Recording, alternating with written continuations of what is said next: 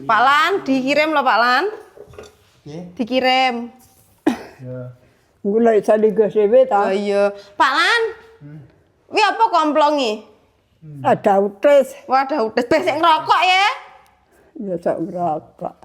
Pak Lan tak omongi kan pengenane aku omongan karo Mega toh, sama arepe digolekne donasi, tapi nggak usah ae.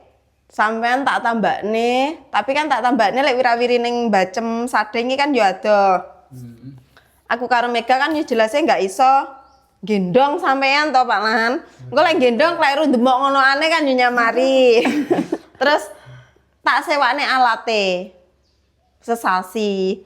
Engko gaene sedina ping 3 alate ya. Dina ping 3. Engko tak sewakne karo Edi yo an, paruan aku.